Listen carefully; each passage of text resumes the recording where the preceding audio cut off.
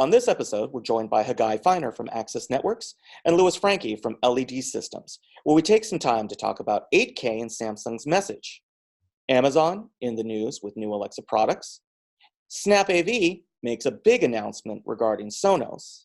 And, finally, a chance encounter at the airport turns into an opportunity for the industry to come together for a common cause. The network for the AV industry. What are you listening to? This is AV. This is AVNation. This is AVNation. This is Resiweek, episode 191, Experience versus Need. Support for AVNation is brought to you by Peerless AV, driving technology through innovation. This is Resiweek, your weekly recap of the AV industry, and more specifically, the residential market. As you might notice, I am not Matt Scott. I'm your host, your fill-in host, Rich Fregosa. I'm filling in for Matt as he's hopefully having some extended downtime with his family as they have welcomed their new addition to the family, Noah Miller Scott. Welcome, Noah, to the world. So from all of us at AVNation, congratulations to Matt, Fiona, and your family, and we'll see you soon. So without further ado, though, let's get the show started. And with us today are no strangers to our family of shows. Fortunately for me, since this is my first time as a guest host right now. First off, I'd like to welcome Hagai Feiner. Hagai is the founder and CEO of Access Networks. Hagai, welcome to the show. Good to see you. Thank you, Rich. Good to see you as well. Next off, I'd like to welcome one of my favorite and likely one of the most entertaining people in the industry you'll ever meet. Louis Frank. He's the owner and president of LED Systems. Louis, my brother, good to see you. Good to see you all. Pleasure to be here, sir. I thought I was the most entertaining individual. I said one up. Nobody's more entertaining than Rich, though.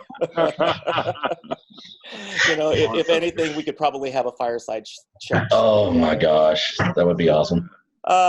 But before the entertainment starts, let's get to a little bit of news to get started. So first off, Samsung. This is coming to us from CE Pro. Samsung says that now is the time to sell 8K TVs. Hagai and Louis, obviously we were both at CEDIA 2019 in Denver. There was quite a bit of 8K to be seen. Hagai, what do you think about what Samsung is trying to deliver as a message regarding 8K? So next generation, you see it in Wi-Fi as well. So Wi-Fi 6 is out, right? They're trying to change the marketing, not to turn this into a Wi-Fi 6 conversation. But obviously for all of us, for us remaining in business, it's a good thing to have a new generation of products to sell.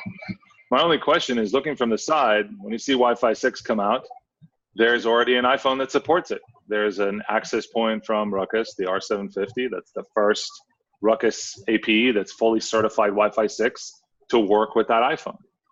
What I'm missing here is that there are too many players to actually have 8K be something that is supported beyond the TV. So where is the content?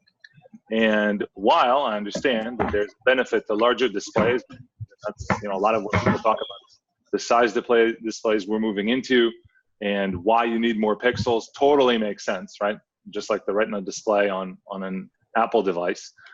I am waiting for that content, and wherever that content's going to be, I would like to go get it to match my brand new 8K TV. So I just think we have a lot less control over whatever the providers are going to do, but I'd like to see more bandwidth.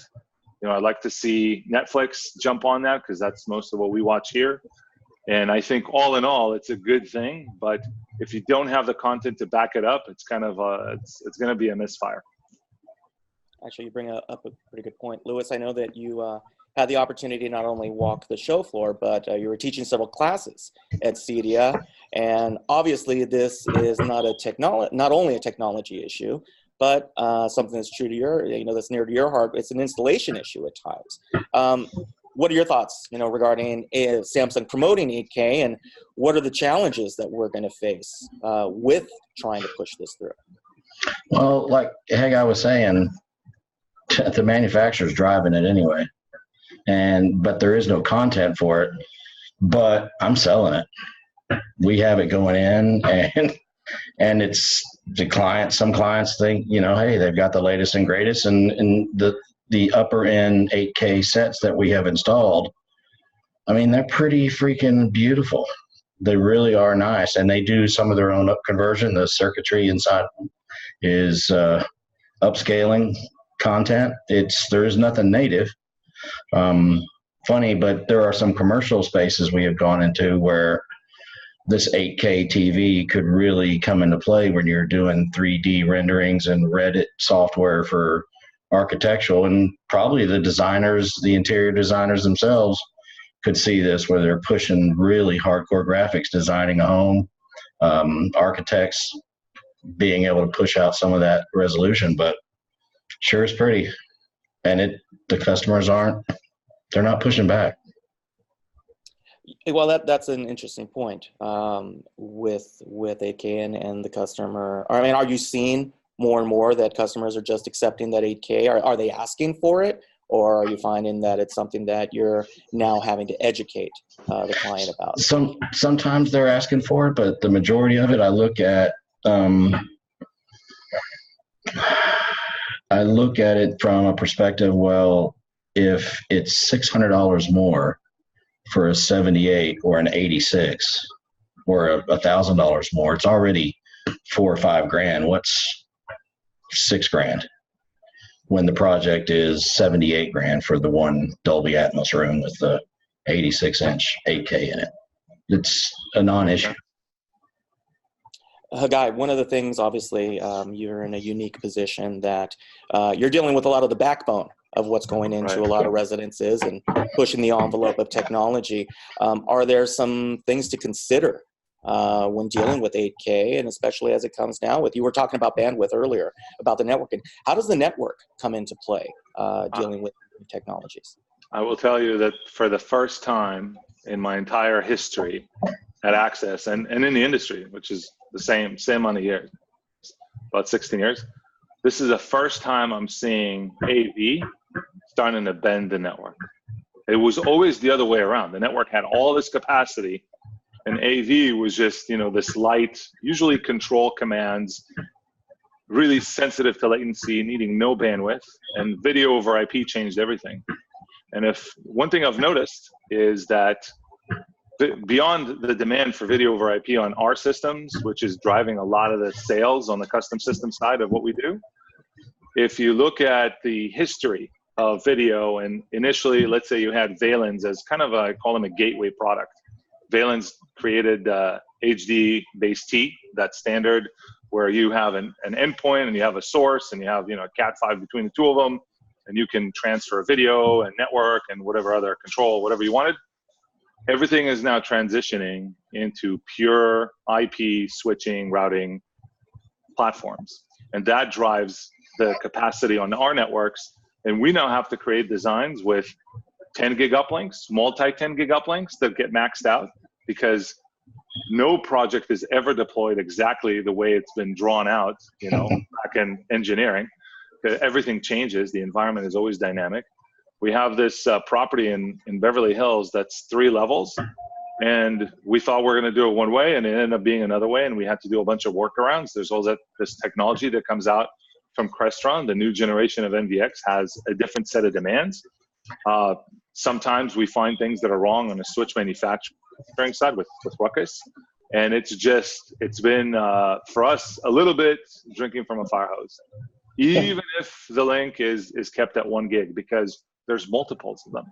So I don't even want to imagine when this transfers to 10 gig, because you want to drive 8K content and you want to do that with light compression, not heavy compression, to keep your quality. It's going to require more of all of us. But the good news is the ball's still coming our way. So give me your money and I'll make it work. That's right. Speaking of making it work, Louis, obviously you've got a unique position. You teach a lot of the boot camps at CEDIA. You work really closely with installers. How are integrators going to prepare for this? What advice would you have for them, knowing that 8K is coming down the line, and And from kind of the nuts and bolts, basically packing your lunch and getting these systems working. What advice would you give them in terms of what's going to be coming down the line? On the TV end, on the display end, it's not been that big of a deal. It's like installing another TV. And one thing we've noticed on the manufacturers with this 8K and with some of the higher end 4K displays even, and the SDDP protocols embedded in it that easily are identified on the network and allow for some really seamless control versus trying to stick a stupid IR emitter on the end of it. A lot of them have embedded control already, and it really makes it easier from an integration perspective because you can control it via IP now, which, like Hey Guy said, the IT is the network. IT is king. The network is the king. You gotta have that locked down solid, or this all won't work.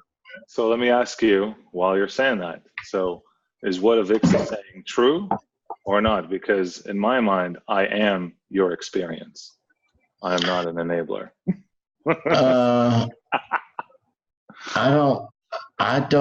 I was on AV and AM yesterday, and they were talking about experience versus need.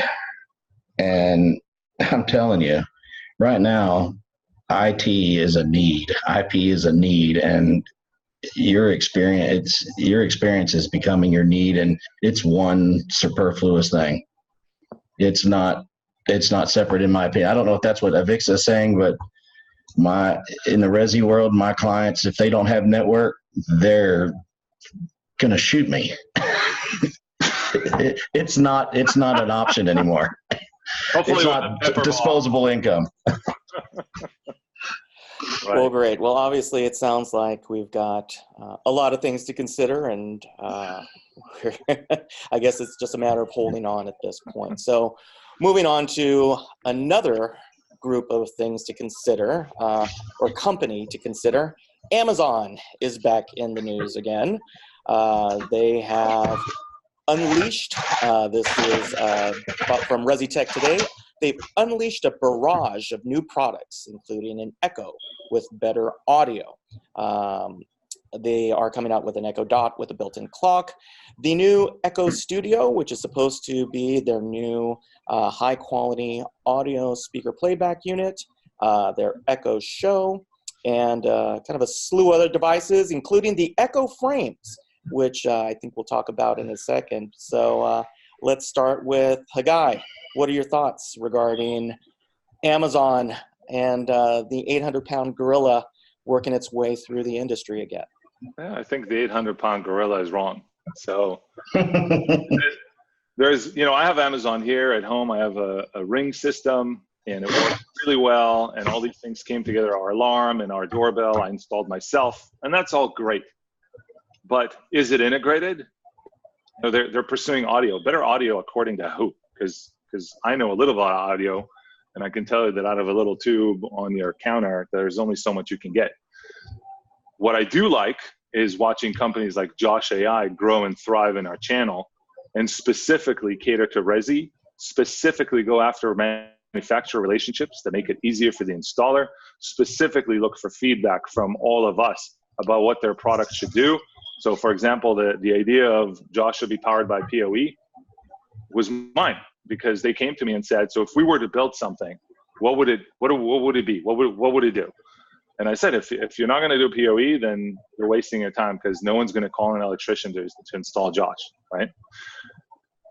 Amazon is great at what it does. It looks at scale. It looks at how it could sell more units and bring value in that sense. I just don't think it upscales into the world we live in beyond a certain point.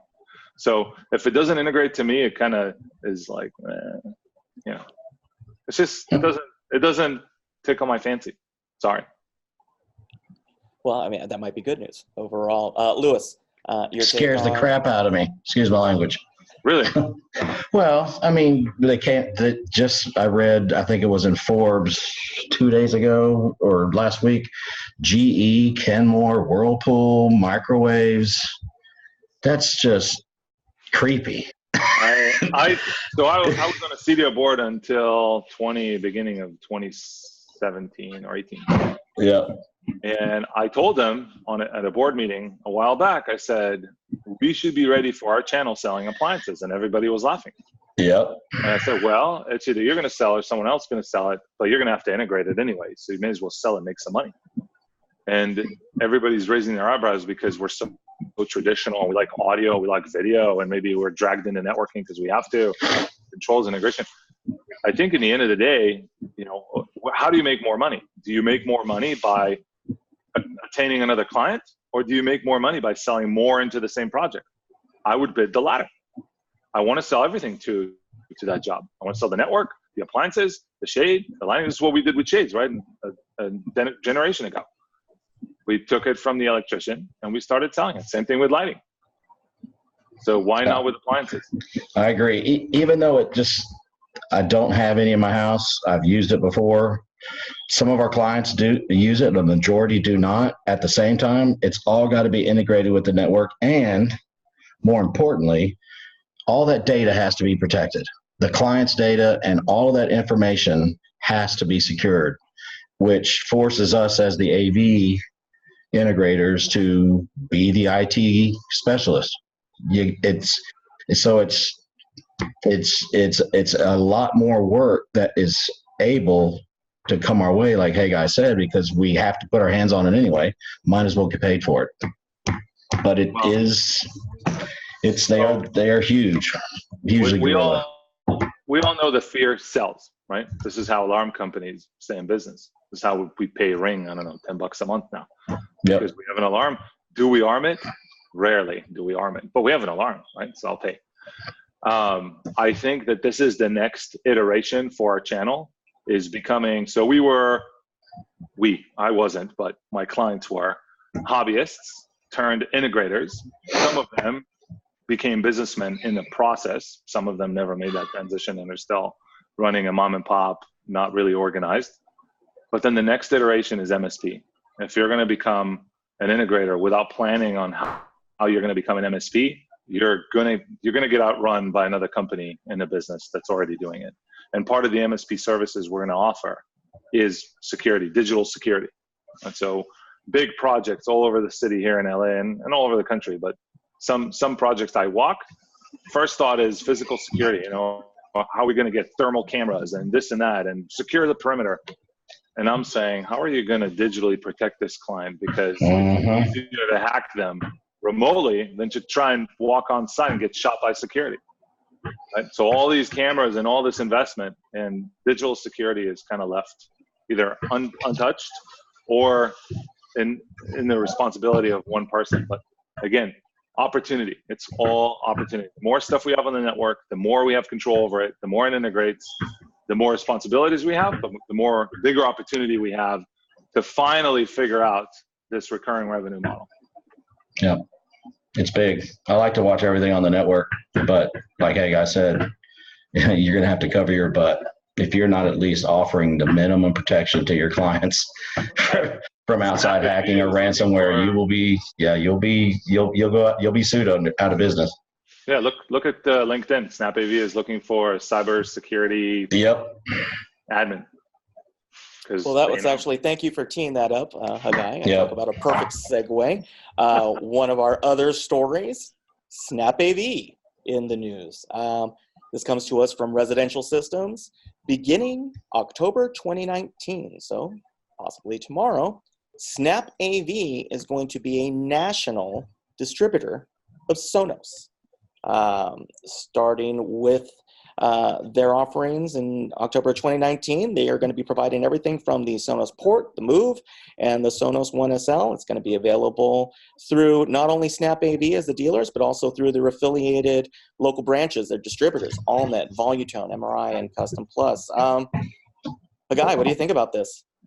I think it's a great move for Snap AV. Personally, I'm not in love with the Sonos product. Again, I'm looking for integration. It has been a little quirky in the past for me, but forget my experience for a second. Snap goes after what the integrator needs, and they want to be a one-stop shop. And they just recently added Control 4, which I think is huge because until now they haven't touched integration, and now they're knee deep in it. And this is yet another move to give you everything you need. If you didn't plan it out, you can go to a local Snap AV location, and they have so many of them now, and pick it up and go. And I think that's smart on the Snap AV part. Same thing with, who was it, the audio manufacturers, that Clips? Who did they make a deal with as well? Yeah, they're at Clips. They're at Snap as well, Clips. Right. So there you go. I think they're going to continue until they have everything they want to have, which I think is everything. There's nothing off limits for Snap. There's nothing off limits for them. Louis, obviously, again, from the integration standpoint, what does this mean for integrators? Well, what does this mean for, how you're going to be promoting services?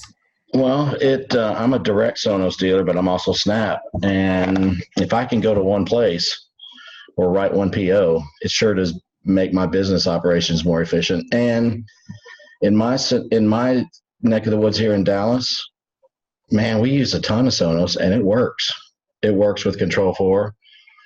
They still have some bugs sometimes. It does not work real well with Apple, but that's Apple.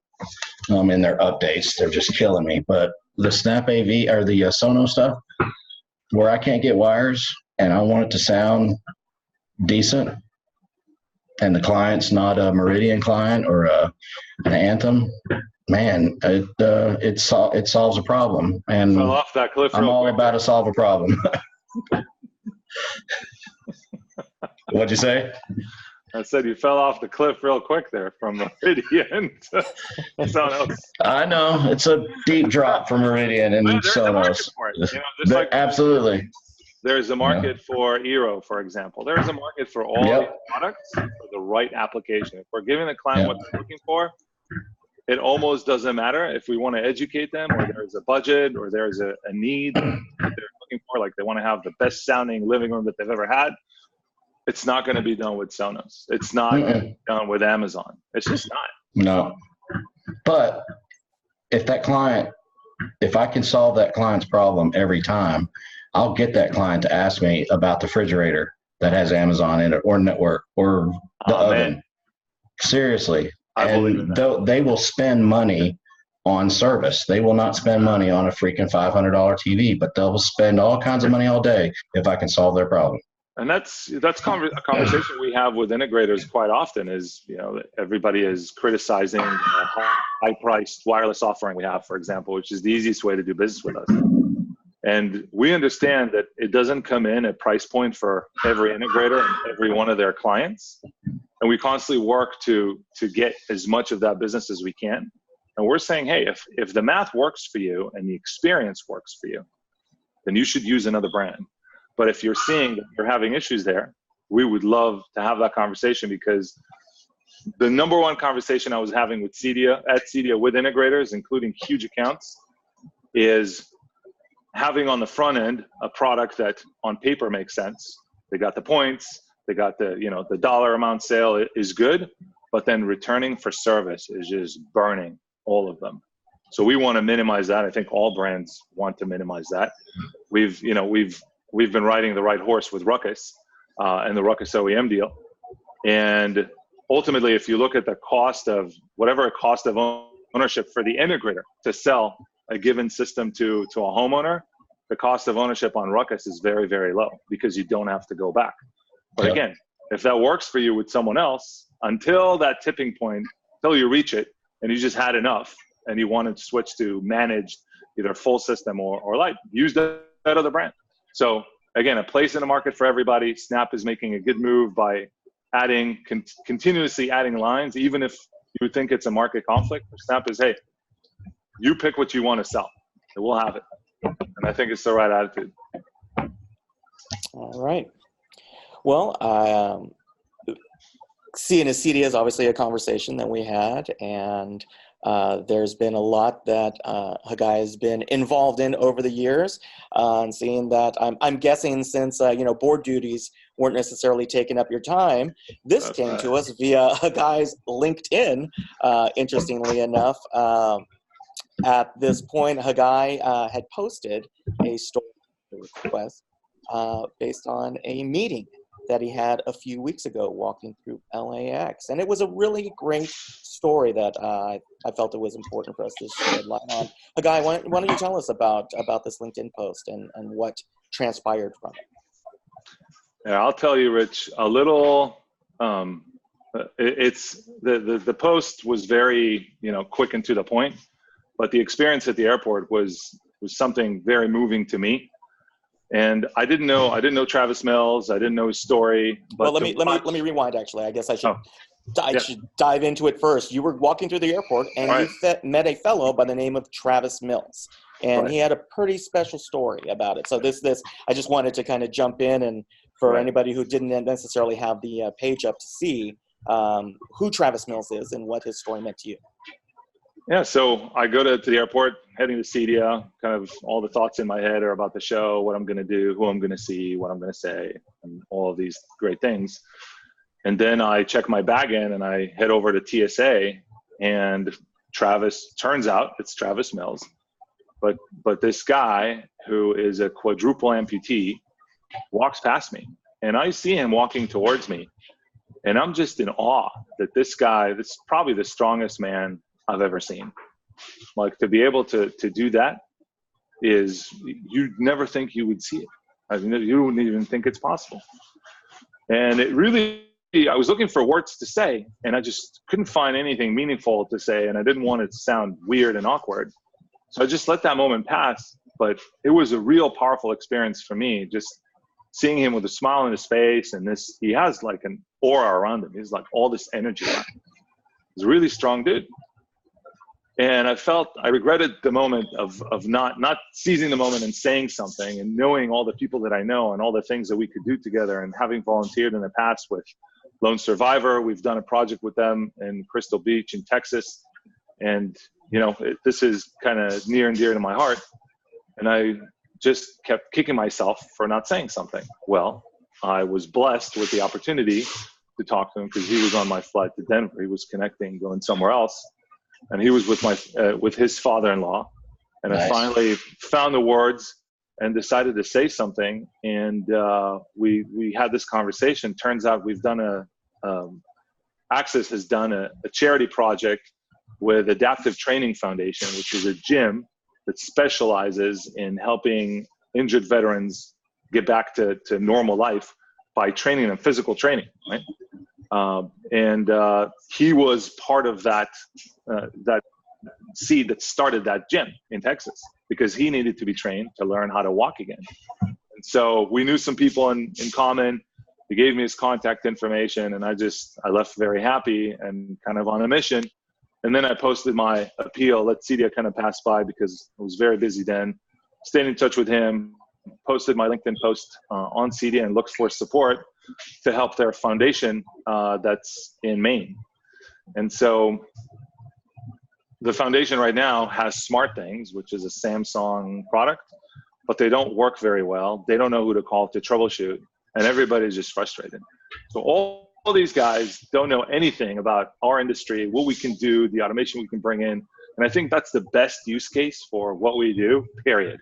There's no better cause, there's no better use case than helping someone who can't press a button be able to say, roll down the shades and shut the lights and good night. And so immediately all of that started rolling in my head, and I reached out to everybody I know, including calling John Haming from Snap AV out of the blue to see how he's doing and if he can help us. And I was just so touched that he didn't even let me finish the sentence. Said, "Hey, guy, whatever you need, we'll help you. Just let us know, give us a parts list, give us a design. We'll take care of it." Same thing with John Clancy from Crestron. Same thing with Alex from Josh AI. We got everybody on board. We got effectively everything we need. And then integrator finally is Dennis Jakes with Maverick Integration. They're in Nashua, New Hampshire, and they're about 2.5 hours away. We're still looking for more people. I think people is going to be the real challenge, is organizing a schedule to install this system and then support it on a continuous basis. If you're 2.5 hours away, when there's a service call, sometimes it's hard to get out. If we can find a closer integrator, I think that would be great. We've done that with Lone Survivor, where we have an integrator that's, a half hour away in Houston, Paul Ostrin with Unlimited Integration. Hats to you, Paul, for continuously supporting the Crystal Beach retreat for Lone Survivor. And I think, everybody's looking for something good to do, and we all want to do good, but I think sometimes it takes a little bit of push, funneling, creating that schedule, creating the engineering, the design, putting all the right people in the right room to get it done. And I think that's what we're doing right now. Sorry, it's been long, but this is the whole story. No, it's great. It's a great story that we talked about. Awesome. Doing good. That's awesome. Well, I can't think of a better way to wrap up our show than with that story. Gentlemen, thank you for being on. Thank you for walking through this with me. I appreciate it. Hagai, if they want to find out more about you or Access Networks, where can our viewers find you? Fastest response, believe it or not, is actually on Twitter.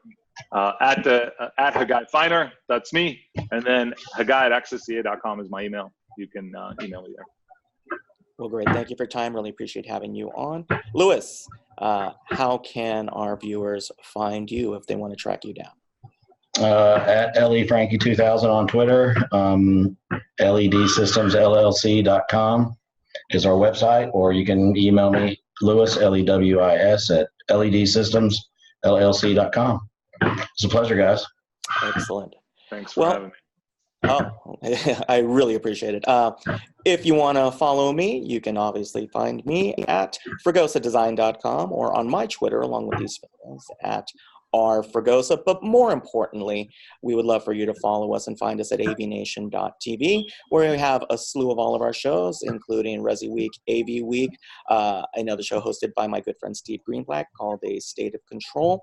But most importantly, we really look forward to getting comments and any feedback from you on how we can make these shows better for you.